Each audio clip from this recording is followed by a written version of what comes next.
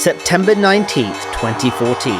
Chinese tech giant Alibaba makes history with the largest IPO the world had ever seen, raising a staggering $25 billion on its first day of trading.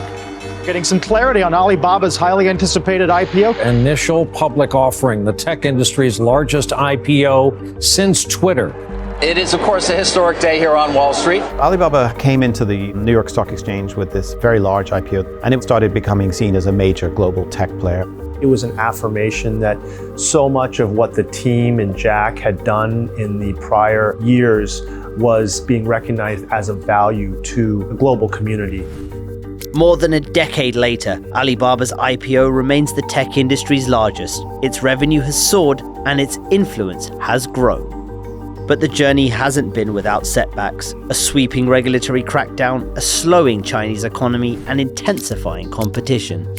And yet, in its 2025 fiscal year, Alibaba earned nearly 1 trillion RMB, or $137 billion.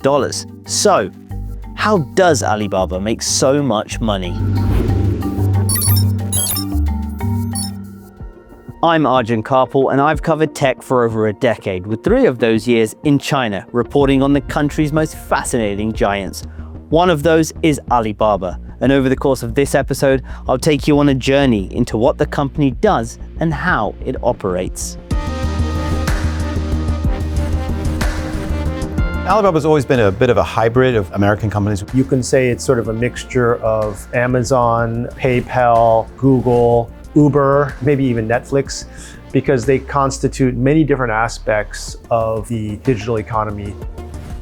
Established in 1999 in a small Hangzhou apartment by Jack Ma and his co-founders, Alibaba has evolved from a humble B2B online marketplace to a sprawling empire of more than 25 businesses, spanning across e-commerce, cloud computing, logistics, entertainment, and AI. The early Alibaba was a bit tough. It was a B2B e-commerce company, so it was trying to get people to trade online and pay online. China at that time had less than 10 million internet users, and really what they had to do is build this from ground up. eBay and Alibaba are same animals. If we don't go to the C2C marketplace, someday with eBay's power, resources, they come to China, they'll kill us.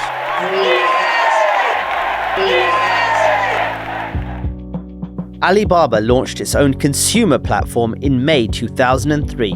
They named it Taobao, which translates to treasure hunting in Chinese.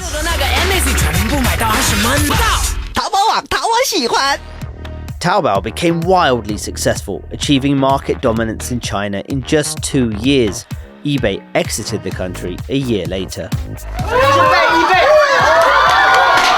Over time, Taobao grew and grew, and basically businesses started approaching Alibaba, Nike or whoever, saying, can we sell from our own stores? And they created what was initially called Taobao Mall, which became Tmall. And that became basically larger businesses selling to consumers. Today, Taobao and Tmall form the core of Alibaba's China e-commerce group, the company's largest revenue driver, accounting for 56.6% of total revenue in the June 2025 quarter. At the heart of the unit's revenue and profit is something called Customer Management Revenue, or CMR. This includes services like marketing, sales commissions, and software subscriptions. And it's an area that continues to grow for Alibaba. A key contributor to that growth is a new 0.6% software service fee, which replaced a fixed annual fee for merchants. The move better aligns the firm with its rivals and is designed to work on 2 fronts. 1, by generating more revenue from high-volume sellers, and 2, by lowering the barrier to entry for smaller vendors.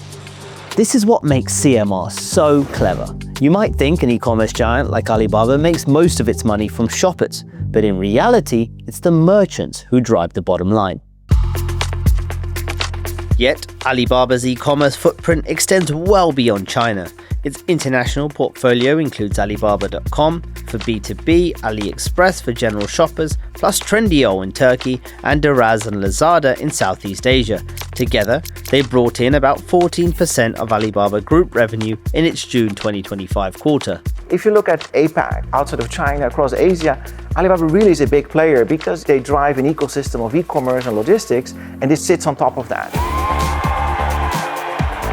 One of the big ways Alibaba drives sales is by creating special events that get people excited to shop. The most famous of these is Singles Day. Originally coined as an anti-Valentine's Day, Alibaba turned it into the biggest shopping event in the world. I've been to multiple Singles Day events in China and it is a spectacle.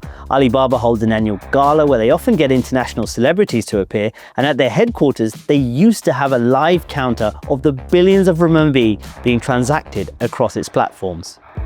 Alibaba is more than just e-commerce, running an eclectic range of businesses ranging from Chanyao Logistics Network to the so-called YouTube of China, Youku. Another big portion of Alibaba's business is Alibaba Cloud, or Aliyun. Aliyun is China's largest cloud services provider, holding more than a third of market share at the end of 2024. Globally, it's a much smaller player, however, holding just 4% of market share, trailing behind AWS, Azure, and Google Cloud. Clearly, China wants to be a leader in the space of AI, and Alibaba has been announced to be a national champion of AI already in 2018.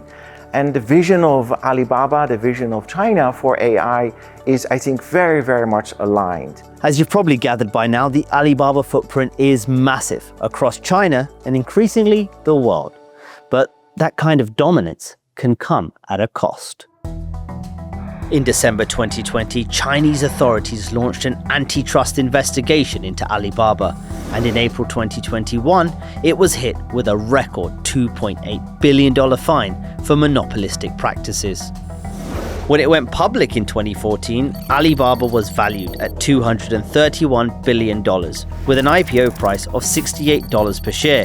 In 2020, its stock price peaked at $310 per share and never recovered. Alibaba was also struggling with its own losses, and competition was intensifying.